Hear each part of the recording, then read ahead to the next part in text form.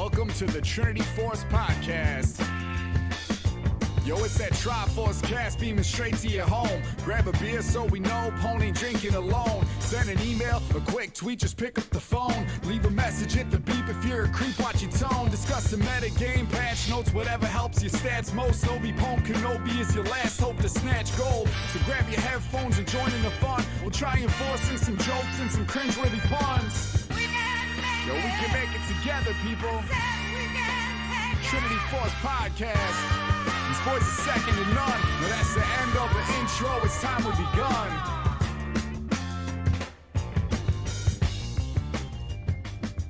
Hello, everyone, and welcome to episode number 808 of the Trinity Force Podcast. I am your host, Erik, and tonight it is just me and Goose. Say hi to everyone, Goose.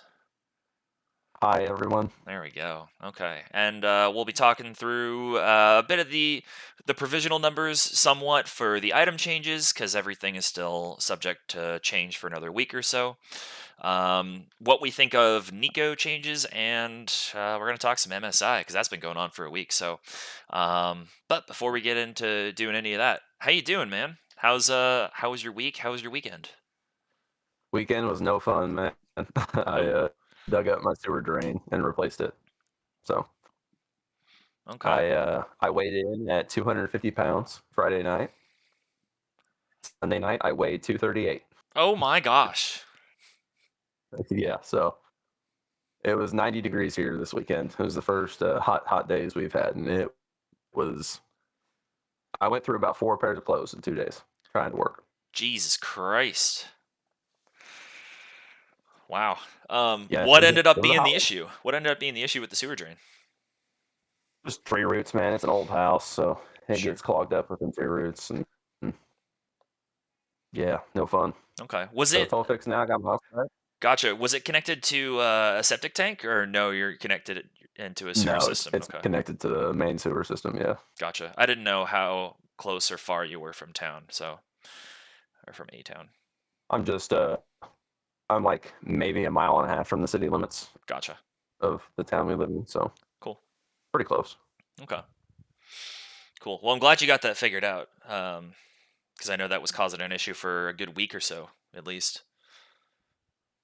Yeah, it's been an off and on issue for a while now, but it finally got to a point where it was pretty clogged, so I couldn't take a shower without it backing up into my floor drains in my garage. So Jesus. Yeah. but it's all good now, and happy wife, happy life. So There you go. There you go. Cool. Been playing much League, or not had time to since you've been working and then taking care of your house? I played a little bit with you guys last week. Yeah. But that was about all I played. Gotcha. Yeah, when we did our double jungle, which was we won the game. So here, why don't you tell us about what we did there? So we decided, I think it was mostly on what I came up with, Yeah. that I would play support Leona. Well, it originally started with what's the split pushing item? Hullbreaker. We were gonna put Hullbreaker in all 3 solo Yeah. lanes and have 2 junglers to just each take a side. Yeah. But then we decided we were going to switch to, I was just going to play roaming support, which is what I always do anyway, but I had Smite. Yeah, somehow. That was a long game.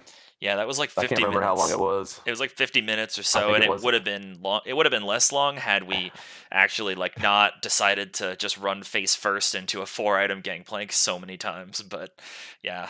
Yeah, it was 50 minutes and 30 seconds, and that GP did 84,000 damage. Jesus. Yeah. The Aurelion sold at 77k, so Yep.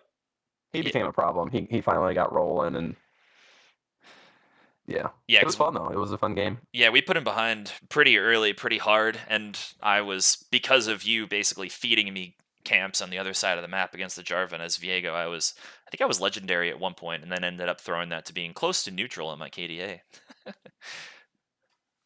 Yeah, I did. We started their blue side and took theirs. We double smited, took theirs, and then I went back bot, and then I did because I had spellbook, so I waited till I had my TP, came back back with you to clear the top side again on the second clear. And then teleported. Yeah. TP'd back bot lane.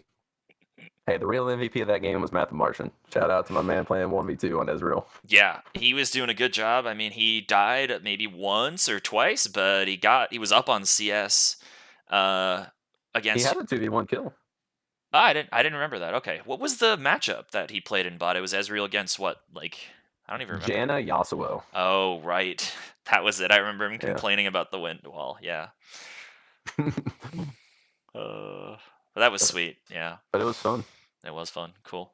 Cool. I guess for me, I played some League in the last week or so, just like some ARAMs here and there.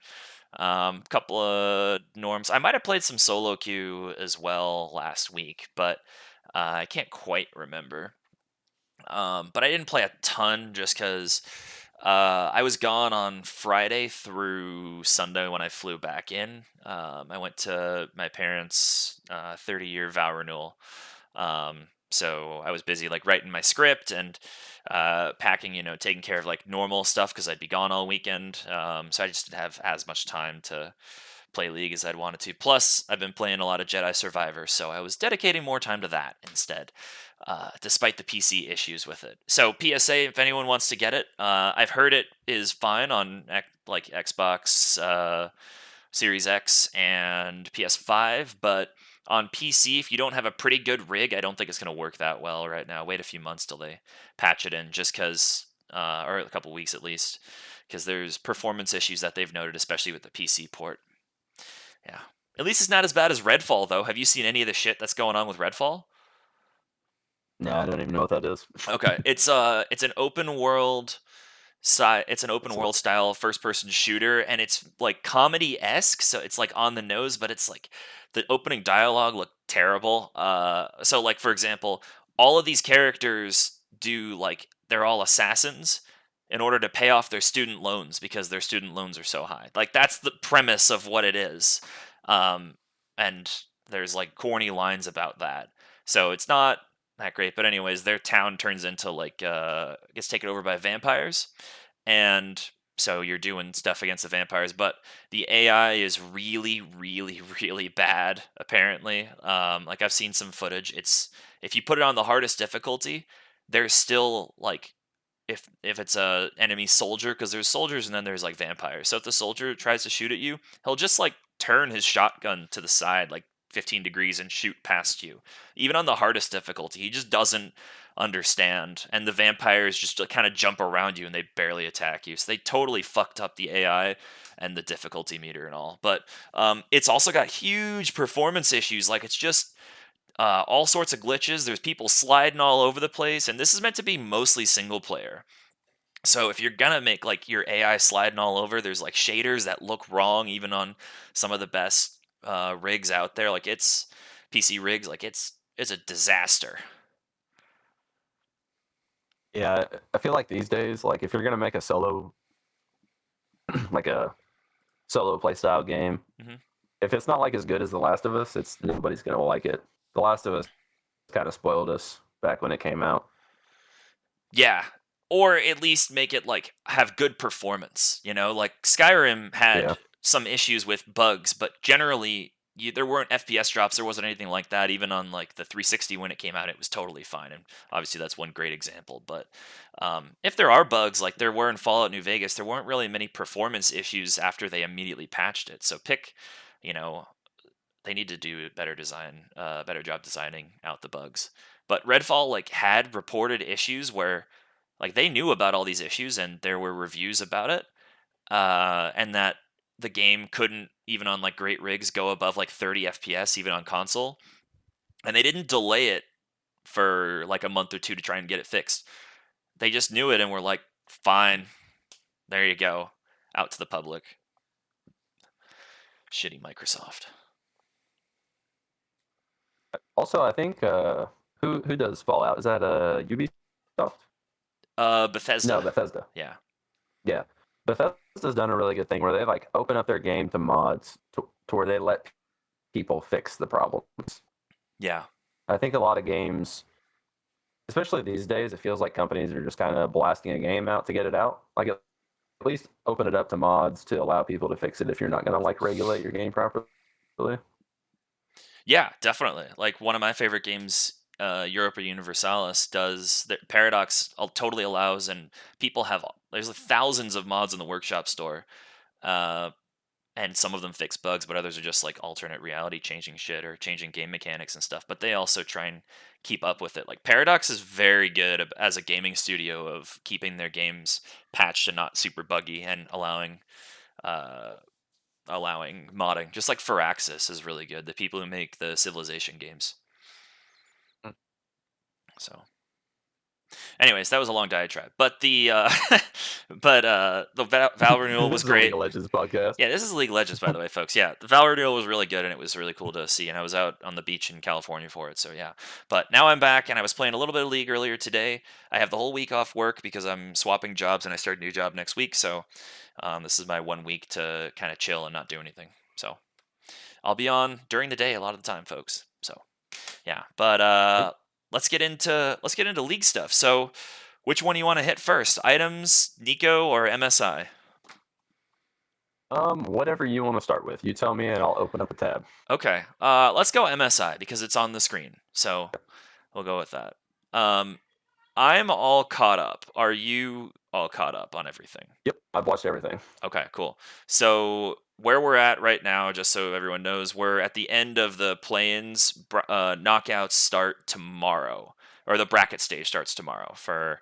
I think it's what Gen G versus G2. That is the first game tomorrow. So that's where we're at. But what have you thought so far? Like, has it been an entertaining tournament? Yeah, I'm really, really happy with the double robin, like losers bracket. I think it just allows,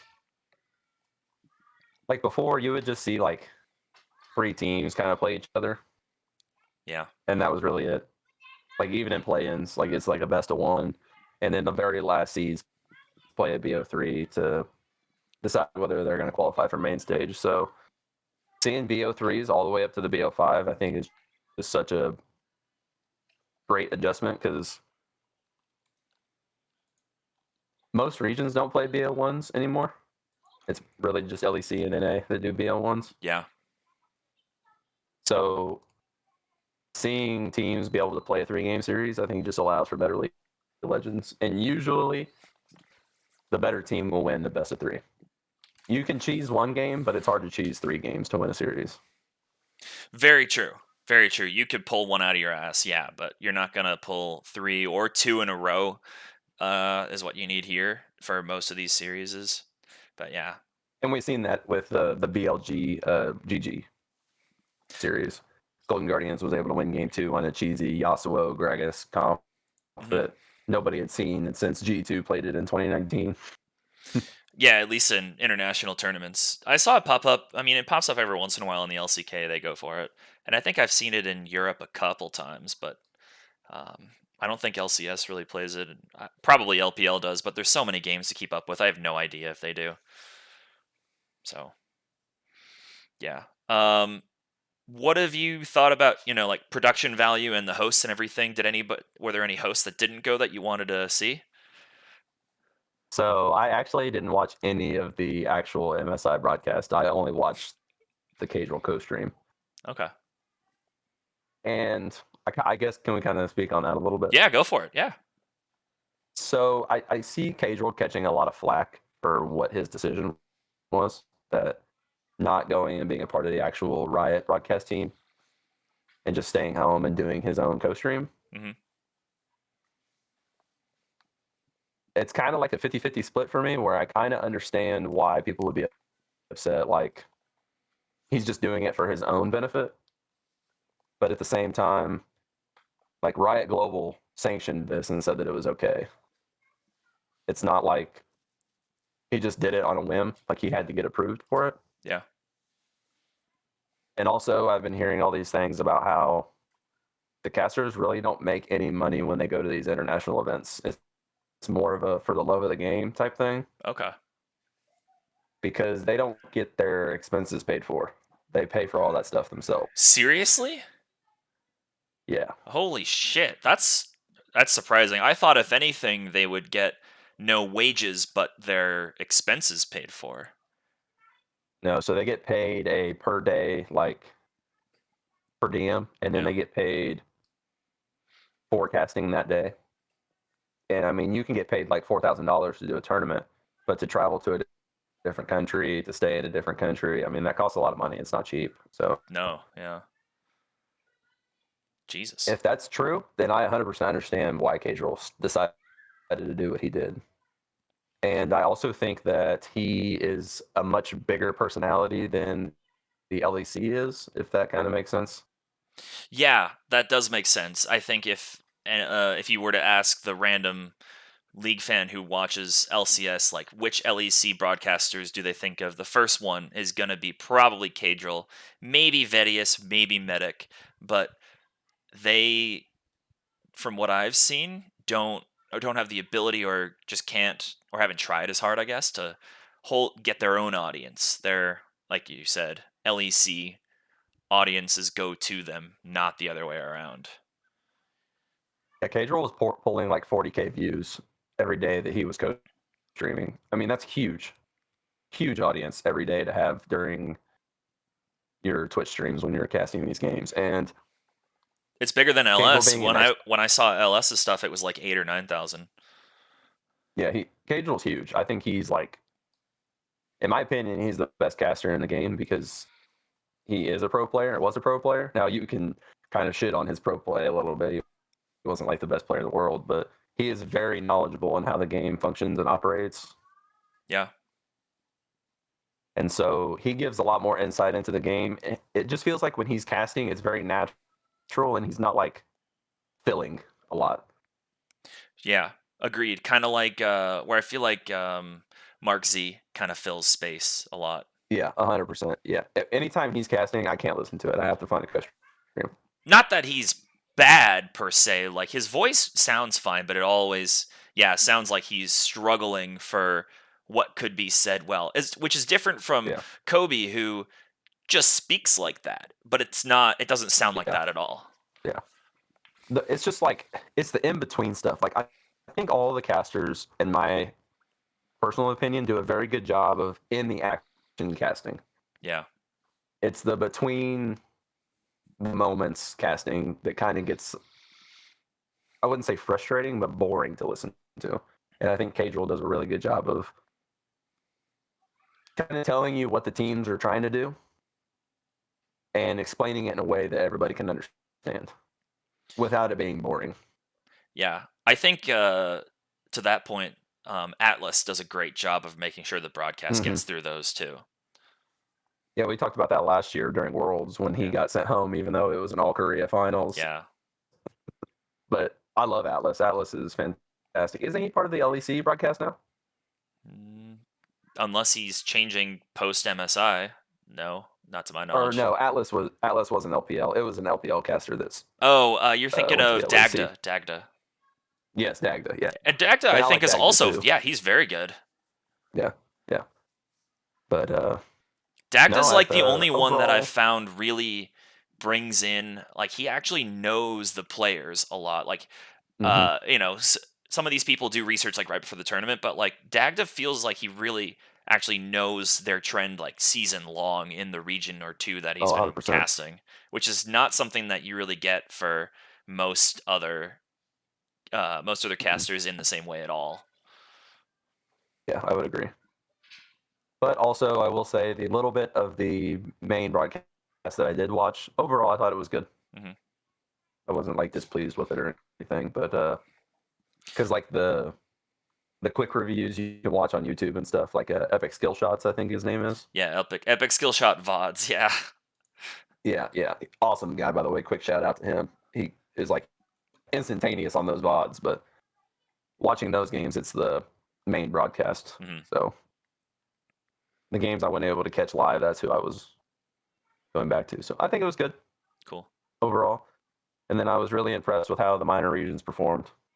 Yeah. I think every year they have continued to grow and become better and better and better and better every year.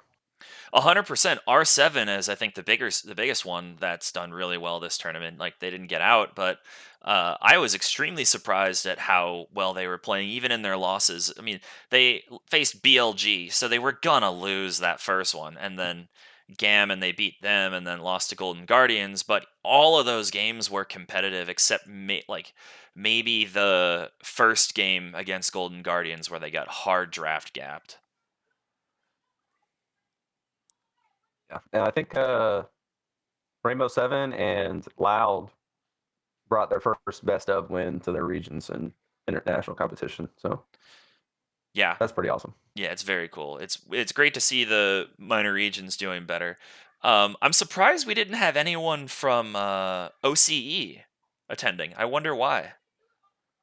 OS is not a international competitor anymore Yeah, because they're but no longer Riot funded. right, but the LCO sent somebody to.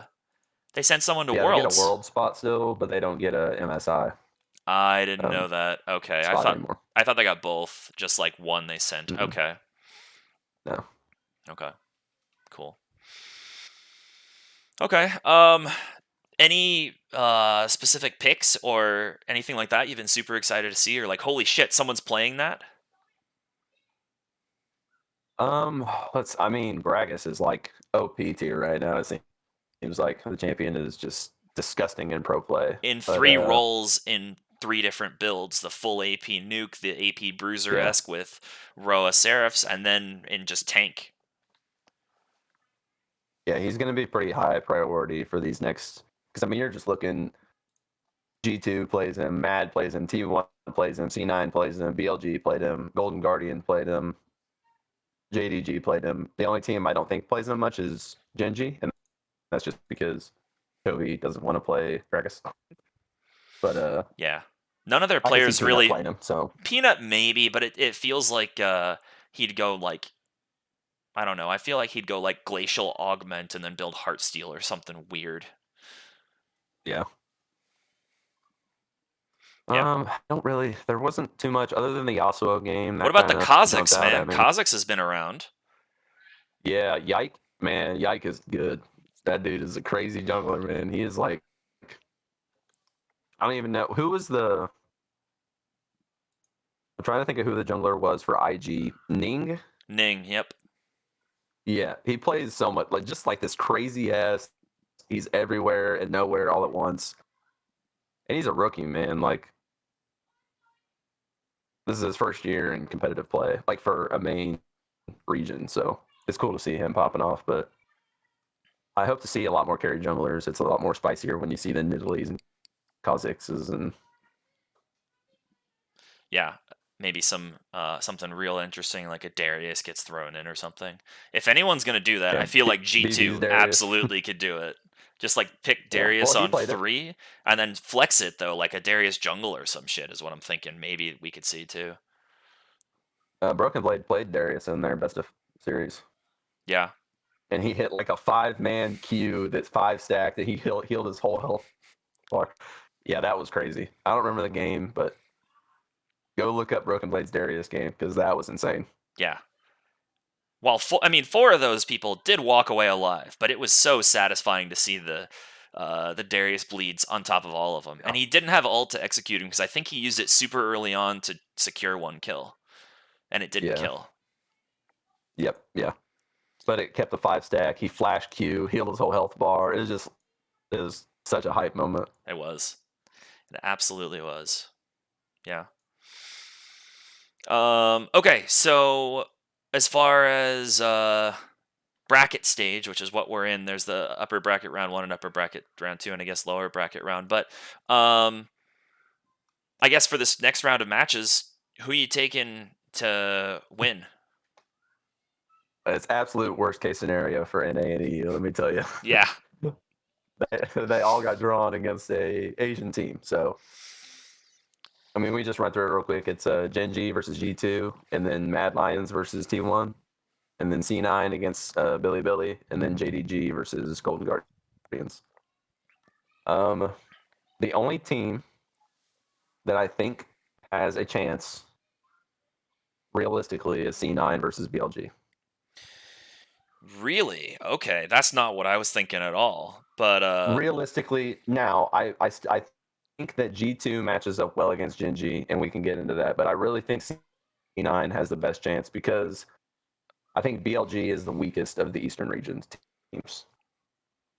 probably, I don't know. I didn't follow JDG much, but they won the LPL, so they've got to be right up there again, just as strong. And they have Well, their their ADC is Ruler, so that's right.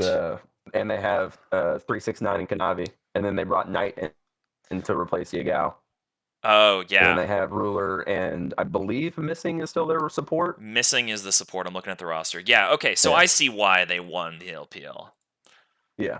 Ruler is he's the best AD carry in the world. I mean, it's just he literally went to LPL and won his first split in the LPL.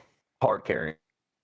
Like it wasn't even on mini champions. So Golden Guardians, they don't have a snowball's chance in hell, in my opinion. But No, I don't they think might take Golden a game on a Guardians. crazy draft, but Yeah, I don't think Golden Guardians have a chance in hell either. Um, so we don't have to talk much about that one. So I don't see, I mean, I can see the scenario you're talking about with BLG and C9, but honestly, as much as it pains me to say it, I think the one that's most likely is Mad beats T1. so the reason why I say C9 against BLG is one, I think the BLG is the weakest team. Yep.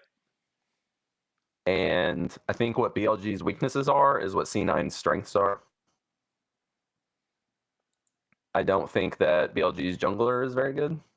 Shun. Yeah, compared to Blabber. Now, if you get Crabber, it's not going to be a good day. But also, I think MNS can go toe to toe with Yagao. Absolutely. And Yagao then, is one of the weakest mid laners in the bracket stage, I think. but I think what puts BLG over the edge is Ben. If Ben decides to be the Ben that he was in all of LPL up to the finals, C9 has no chance. But if it's the Ben that we've seen in play-ins, then I think Fudge has an opportunity. I know we talk about it every year that he's like our carry top lane player, but Ben is rolly enough that I think Fudge has an opportunity to gain some advantages. Yeah. I still pick BLG to win that series, but realistically, I think that they have the best shot to get out. Sure. I definitely see all those points. I think the big thing that's hurting C9 though in this series is that while Berserker is great, Elk is also It's not the great. best. So Yeah, and the On is the second coming of who did he Carrion. replace? I'm trying to think. Oh, thought you were talking No, about. he replaced Sword Art. He was Sword Art's replacement on Sunny. Oh, okay.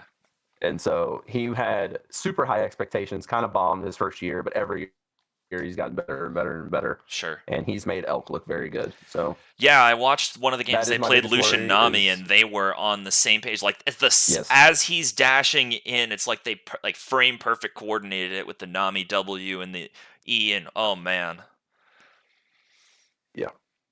So I they think C9 has a chance, but not a good chance. yeah. Yeah, they can't rely on Berserker to just automatically roll over lane like in a lot of Yeah. games in LCS. So I agree with. I think we're on the Yep. same page on this one, though. Yeah. So then the Madden T1 series, I think that T1 is mad, just better. They play like the same game. Um, position by position, I definitely agree that they are better. I would say that although Elyoya and Owner could be, they're the closest of any matchup, I think here. But I don't know.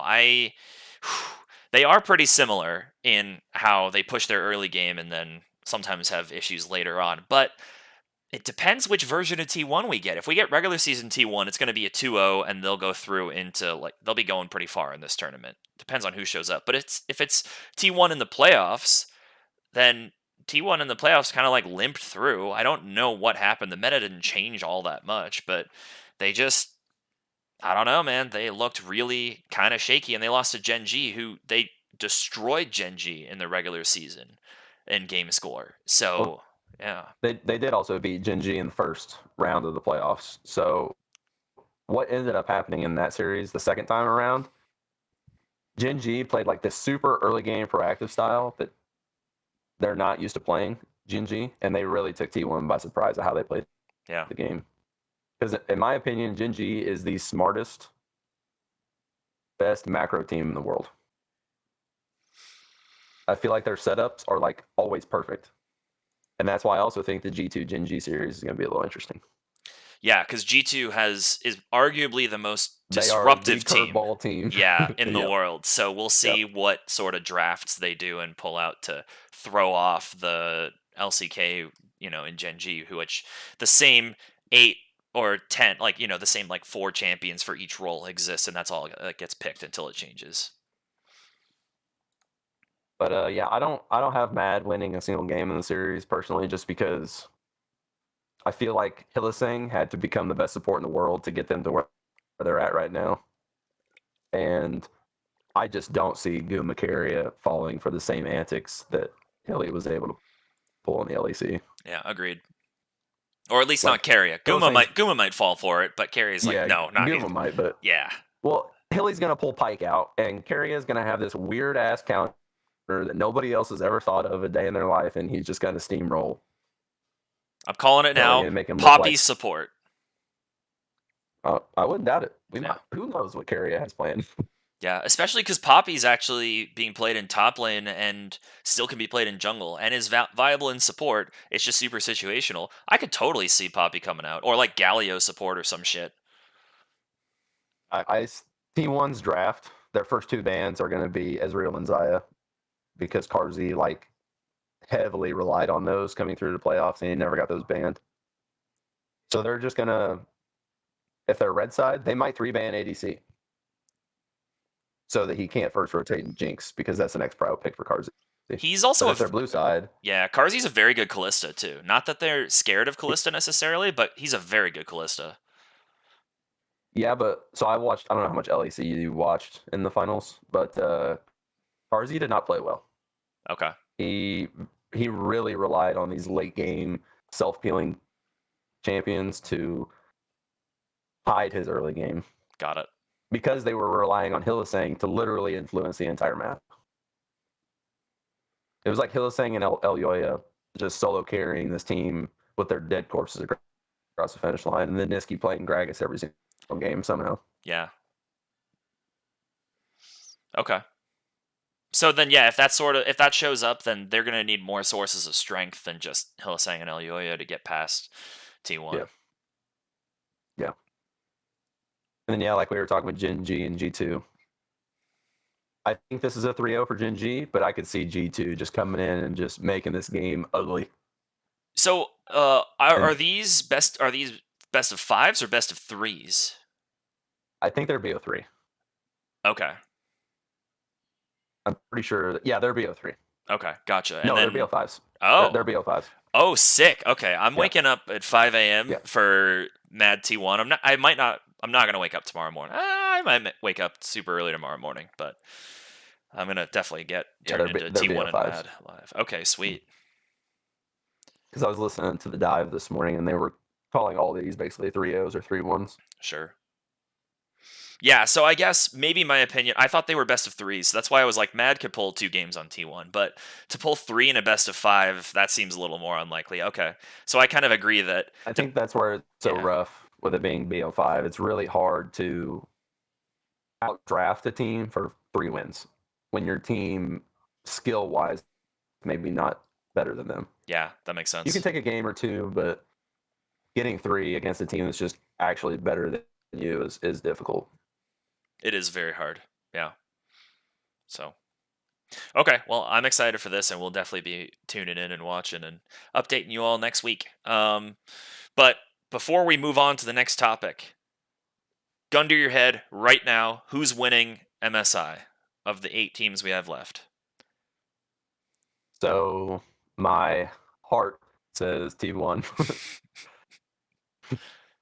My fandom says G2 because I'm just a little G2 fanatic. I really think it's JDG. I think they're overall the best team. but I would not sleep on Gen G. It's between Gen G and JDG for me, for sure. And I think JDG airs out just a little bit. Okay. Because 369, if they meet 369, it's just going to destroy Doran. Yeah, he absolutely will. It'll be like, it'll just be disgusting if that comes through. Yep. But if we get an international night like we've been getting, they might not get past Golden Guardians. Very true. So I think that, so if I had to put it right now, who's winning the whole thing? Again, also like you, my heart says T1. My brain says probably not, because they've made it to the finals of the last 3 major tournaments, and not won a single one of them. And their LCK the last here, 2. though. True. And they reached but even in LCK finals, they've lost the last 2 as well. So I'm not sure. I'd say it's probably not T1. They have a better shot at winning Worlds than they do MSI, I think. I'm gonna go with probably also JDG. Like, it's too obvious not to, because I don't think anyone thinks Golden Guardians is gonna win the whole thing, nor Mad. They're just not generally up to it. Cloud9 can get further. I wouldn't be surprised if they're in the upper bracket if that happens, but like we said, but I don't think they're not. I don't know, man. They're probably only getting 1 series win at most. Yeah, I think with the addition of Ruler, JDG just became like they completely covered their weakness from last year. Yeah. Who was their ADC last year? Light. No, it wasn't Light. Light. No, it wasn't Light. Something is missing because their support is missing. I can't think of the ADC's name.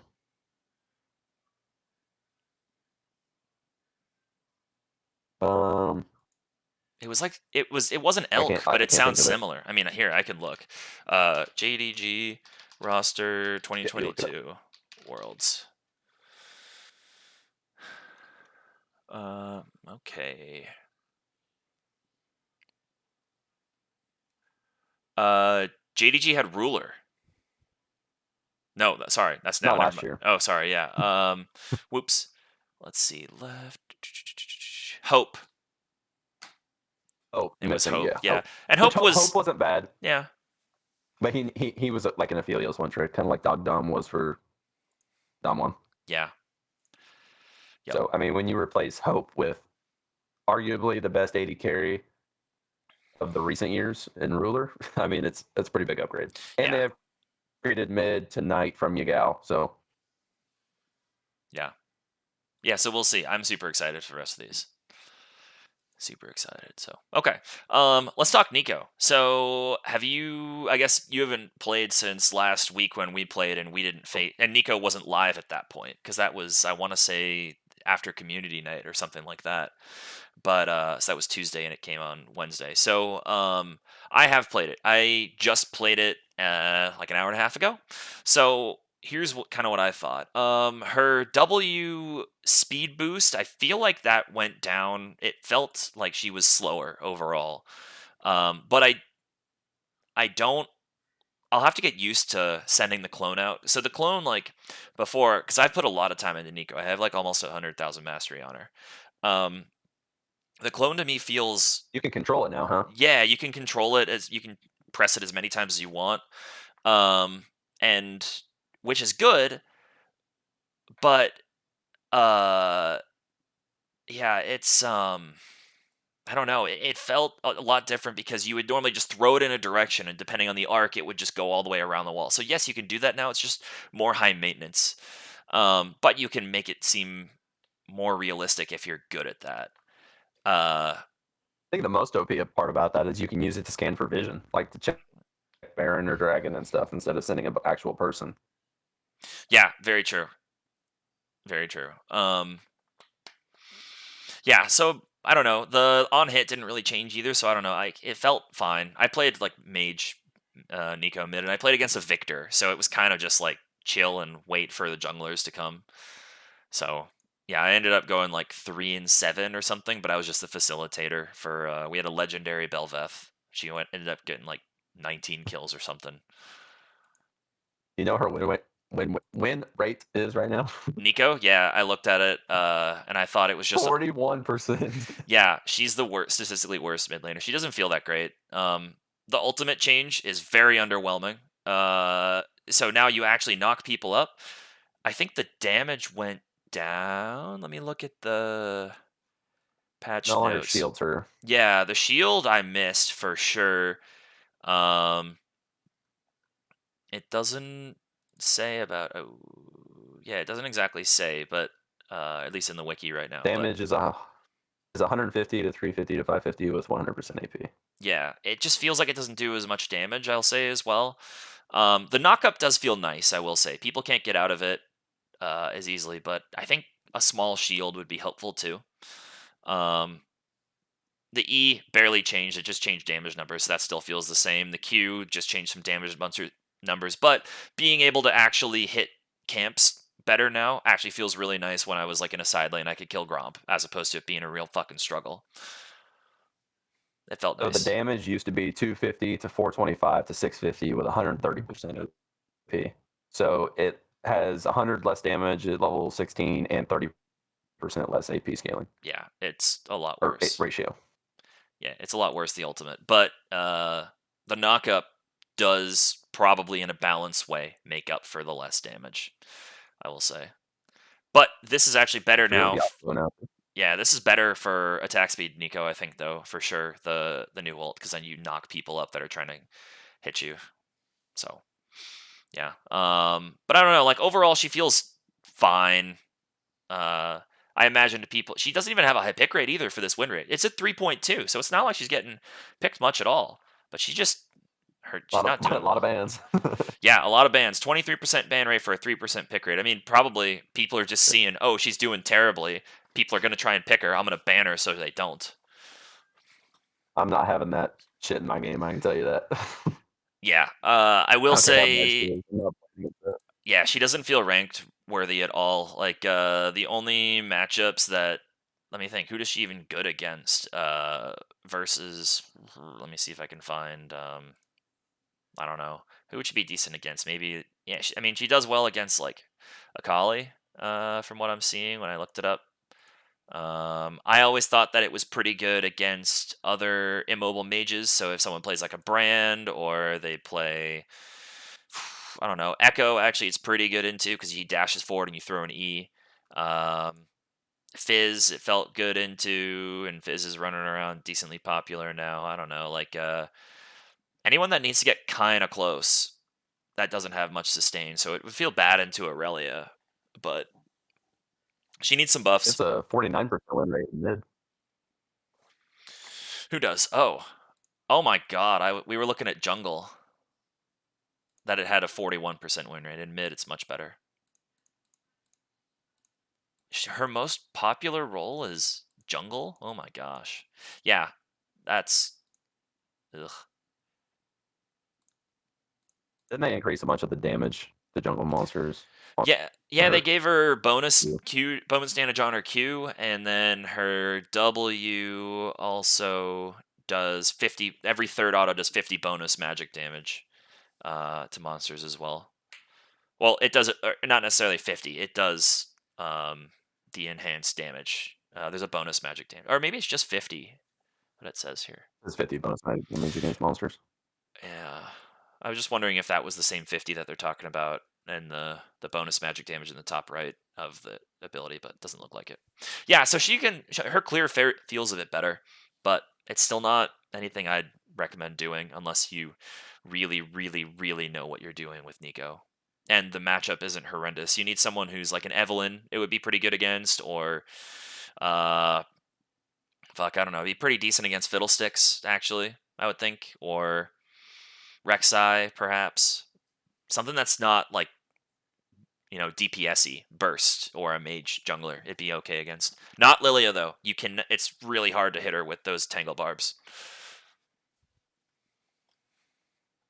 So, yeah. It is kind of fun, though, changing into the different monsters. Like, I turned into Gromp and just sat there for 15 seconds to see if anyone would try and attack me. I turned into a minion and did some fun stuff there. It just is it's hard to turn into cannon. So what I saw a video of was someone turning into a cannon and then going in on a non-cannon wave, just like walking up with the minions and then immediately like ulting. It was so cool. So that's something I do want to try. It'd be so That's fucking the thing, is toxic. like never in your life of League of Legends have you needed to pay attention and count the fucking minions in the minion Yep. wave to make sure that there's not 7, unless Yeah. it's a cannon wave. And it's like, it's just an added, I don't know, this is so gimmicky and stupid. Like, I just don't understand why Riot was like, oh yeah, let's do this. It just makes no sense. Yeah. Yeah, it's not even like you could turn into a caster minion or anything, because that's not useful, because they know how many are. It's if you see 4 caster minions, you're like, wait, what? The cannon would be the only Okay, one let's that be would honest. work. Gold players and below do not count the minion wave to know. You know what Really? I'm saying? Like, I think this can be so abused in low elo. the minion thing. Sure. I got to thinking the other day, what if GP still had his thing in the game where he could execute a minion, like his own minion? Oh Do yeah. you remember that? Yes. And then you could just hide as the 6th minion coming back into the lane. That's amazing. I don't know. It's just so gimmicky. Yeah, just the It's fun. It's cool. It is fun. The problem is people have to be aware of different interactions as things. So, like Akshan, for example, if you get hit by an Akshan ult bullet, it will execute you regardless of what health you're at. Uh-huh. So, if you're playing as a minion or not a jungle monster, I don't think it does that. But if Most of you're minions, but if you're playing, you turn into a jungle plant or something. I don't think. I mean, it would be weird. I don't exactly know what would happen if they hit you, but you're not going to have the animations. can It just feels somebody weird. can someone minion demat you? I really want to know. So that's what I want to know, and I want to know about Syndra, how it works with her. I haven't found anything about if Syndra can like throw you. I turned We'll into need to blue go do a buff as custom well, game and and that just felt weird. see. Yeah, those are the two that I'm really wondering about. But like any targeted abilities, you Can can. Sion kick you away? Yes, that one can work. Yes, he can. Well, if that works, I reckon that all the other ones would work as well. Maybe not the minion demat, but that would be hilarious. If someone If you could minion just get demat. executed. Slain 700 bounty. I mean, let me see. Do minion demats kill Neeko? I don't know. I'm just seeing like Professor Akali videos. Gross. What a scumlord that guy Oh, is. minion as of 2 weeks ago, minion demat and smite can kill Neeko, as can support item executes. Imagine you're like on the super secret mission coming into the bot lane, and you just get minion dematted by the Boom. support. Jesus Christ. An ally has been slain. I have seen also that like it's if you turn into blue buff, for example, or a jungle monster, passives like Echo and Diana's passive also do the bonus damage like they do to jungle monsters. Like abilities will do bonus damage to you if you're a jungle monster too, so beware of that. Like it's just it seems like it's more work than it's worth unless you hold on to like a minion to avoid a Caitlyn ult. That'd be really all you'd really do with it if you're really trying to min-max it, I think. You can still... I thought it was just going to be one, but you can still turn into other champions, so at least you could still do that and the Shoma. When I saw videos ahead of time, it was just the one, and I thought they were removing the champions or making it so you had to stand next to a champion. So at least it's not that, but... Yeah. turn into a Teemo trap. I turned into a Shaco trap. Yep. I turned into a Teemo egg as well. No, because that's not a unit. I don't think. It has to be like targetable to auto. Okay. Yeah. So Caitlyn trap would be a no, but I did turn into a Shaco thing and then walked up to a turret and started to auto like he swings his head the box. You can still move? Yeah, you can move as any of them. You can be a blast cone and move and stuff. Oh my god, dude, this shit is so stupid. Yeah, so if you turn into the cannon But- minion, you can control your movement. Wait, you can be no, I knew like yeah, I guess that makes sense. But you can be a blast cone and just walk around the map. I turned into a ward and was walking towards a minion wave.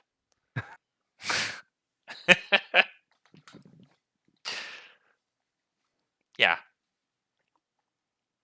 The thing is, if you turn into a trap, you're not invisible. You're still visible. So it's like, why is there a Shaco trap that we can see right there? And why is there a Teemo trap right there that I can see, you know? What I want to try is a Felios turret. Right. Just walk around as an affiliate. Or like get him to set one down and then go stand in like the middle of the river or something and just stand there as the Felios turret, like late game. Because then they'll think, oh shit, there's a turret down. Where's the Felios? And then I could just pop up and kill them when they go to try and kill it. I just don't like what. What does any of this do? You know, like it's just so ridiculous. The big so Like your brain has to be completely turned off to get caught by any of this stuff. sure, but fuck man, it works. Like I've done it before with old Neeko where I throw my clone backward, so I throw it into them like 3 times in lane, and then once I hit 6, I throw like I basically then run away. So I'm establishing the pattern of what I'm doing, and then you do the opposite, and you can ult on their face. They think, oh, he's just throwing another clone at me. What? And then boom, you immediately ult. Because when you're in clone or when you're in these other things, that's a little different. But yeah, well, when you're in these other things, Teemo Shroom running at somebody, it's like, oh man, that's not supposed to happen. right? But your ultimate's gonna be still hidden. So if Neeko's disguised, you see her ultimate. If she's disguised, you don't see until the ultimate casts. You don't see her ultimate. So then you could be a Teemo Shroom walking at him as you're charging your R, and they don't see, and then flash on them. That sort of stuff.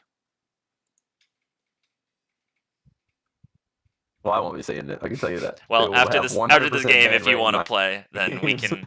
I'll play 100% ban. Nope, I'll ban it. All right, well, that's fine. Yeah. Yeah, Neeko needs some buffs. I'm sure she'll get something because she's not, with this change, she's still only her best win rate is 48.8, and she still has mostly the Neeko mains playing her. So Riot, I think, for putting this amount of time in, they're going to want her to be better. They're going to put more buffs in. So, yep. They're going to want Teemo Shrooms walking around the map.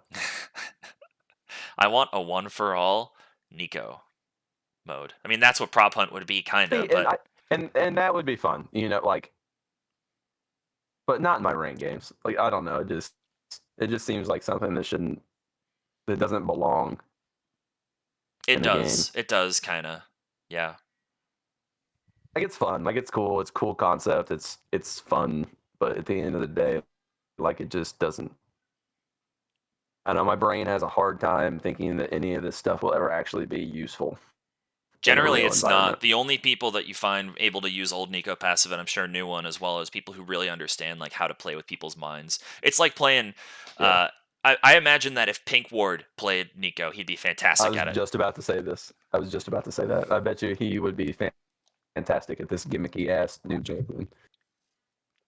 Yep, anyone that plays Shaco is going to be very good at this, or other things that are mind games. Kiana as well. These sorts of players, I think, generally would be good at this. Yeah, I would agree. Yeah, LeBlanc as well, sending her Mimic a different direction. I think that's what it's called, her passive. Maybe that's her ultimate. I'm reading the posts on the LOL wiki. Whoever decided her hitbox has to be the same size as Urgot should be fired. Stupidest fucking decision for a mage. Yeah, did they change her hitbox or no? This was back in December of 21. They updated her hitbox to be the same size as Urgot.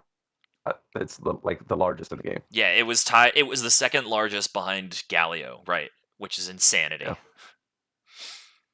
Yeah. LeBlanc. Somehow Aurelian Soul has a smaller hitbox. Yep, the giant space dragon who flies by. He does have a small hitbox. So annoying when you throw thresh hooks at that dude. Yeah. You're like, I hit his tail. I know I did. Yeah. So cool. You want to talk about anything with the item changes, or you want to cut it short because we're gonna You end up know, covering those in depth next week. I have not even really looked at the item changes too much. Okay. I haven't looked that hard either. If you So have, yeah. if you have something you want to touch, that's that's cool with me. If you want to Okay. touch on a couple that I you think were pretty cool, I mean, do I you have think. where they're? Uh, what do I have a link for it? Yeah, I can.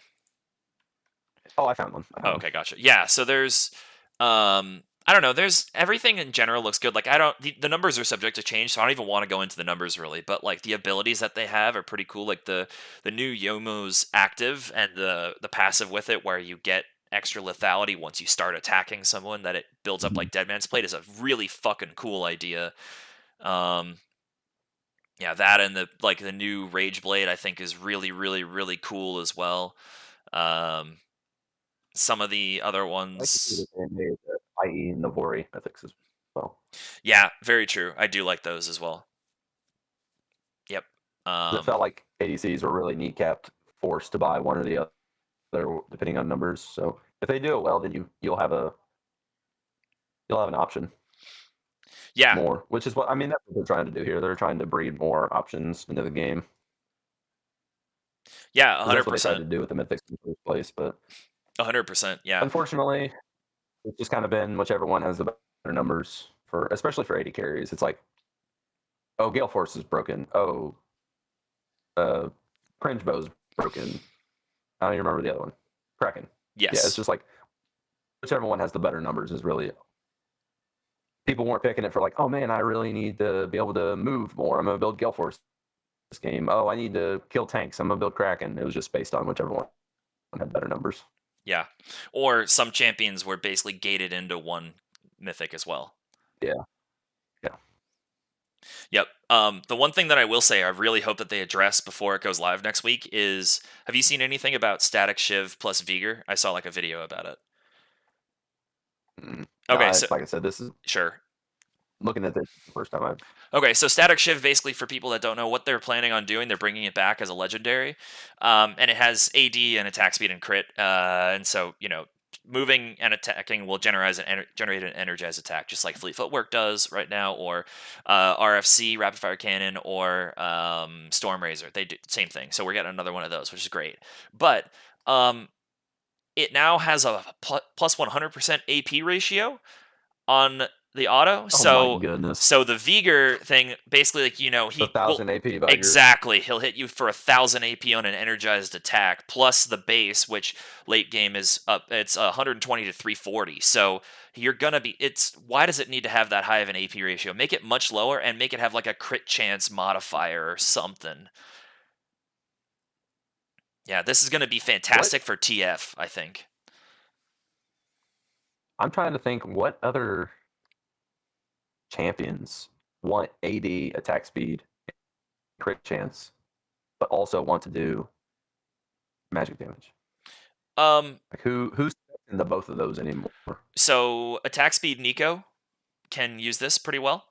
Um, it's not the best, but she definitely could. Kog'Maw is gonna love this because he specs into all that stuff with Mhm. Rageblade as a mythic. Oh, Isa, this would probably be pretty good on. hmm Yeah, very true. Or Or both. Or Kale, also this would be good with. Mhm. Yeah. I was thinking Jax, but Jax doesn't really spec AP like he used to. Yeah, yeah, no, he doesn't. Remember the old days when Hextech Gunblade plus Blade of the Ruined King were actives, and you would build both of those. Yeah, yeah, I remember those days. That was fun.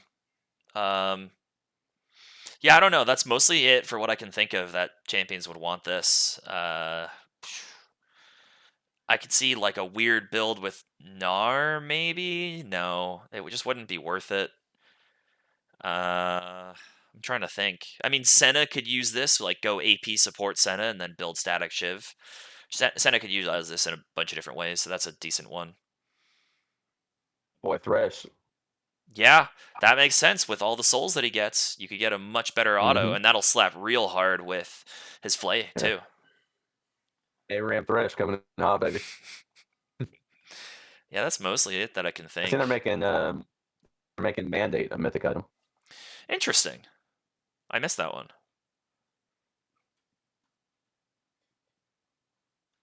Where is it? Oh wait, Replacing Mandate. Echoes of Helia. yeah, it says mythic. Mhm. Oh, Mandate was a mythic. I Yep, it don't know was. what I'm thinking. I misread how they have that.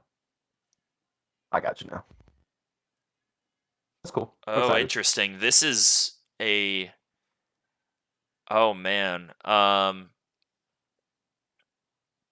This is a Moonstone Swain. Oh no, never mind. It's a mythic. Damn it. Yeah, never mind. I was thinking like pair that with Moonstone. That's broken, but that wouldn't work unless Moonstone is getting changed to a legendary. No, it's still mythic. Okay, never mind. You could take Airy on this, and it'd be really good for people that don't heal. Wait a second. Along with items like Echoes of Helia, we are going to.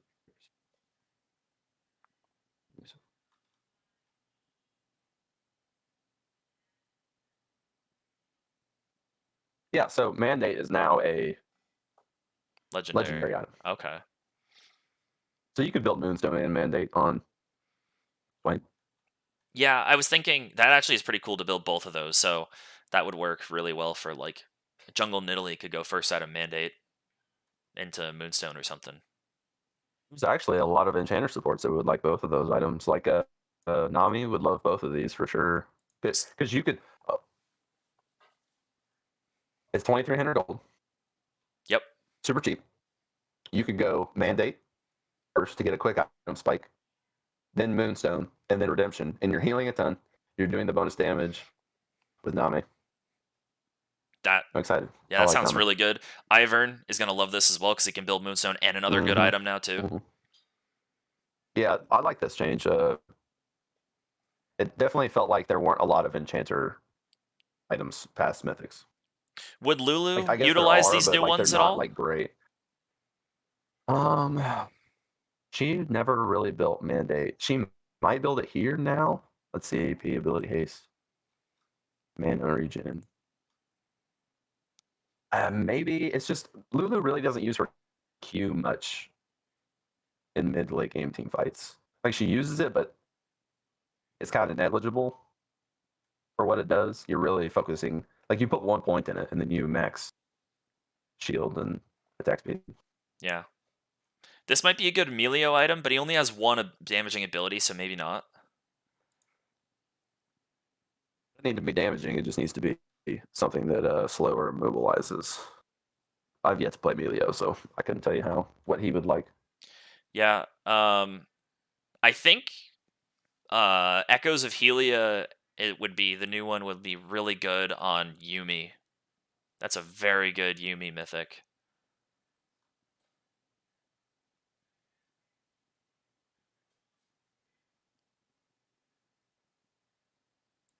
Because it gives, some AP.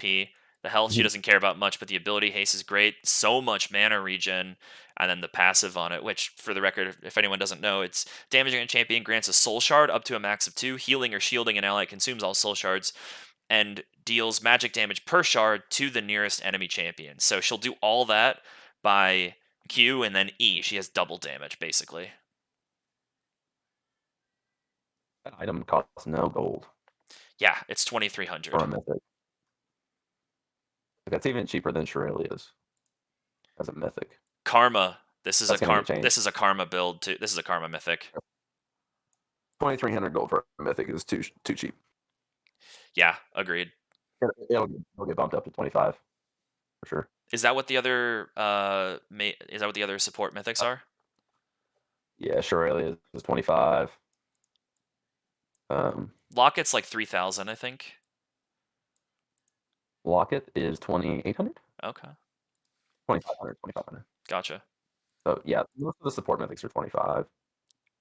Because 2,500 gold is really like the cap number of where you want to be building your support items. Sure. If you go too far over that, like it gets hard because you just don't have that much gold.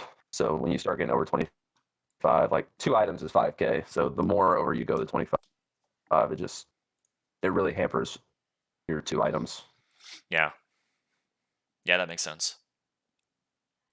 I hardly ever play Like you a have to be support. very proactive. Yeah, I didn't know that. I didn't really think about that much because when I play support, I hardly ever play a support that actually like supports. I mostly Yeah. play like damage people.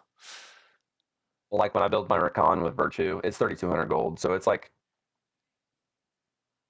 you have to be extremely proactive when you're spending that much gold on one item. Yeah. But then you make up for it with the 2,300 gold redemption. So Hmm.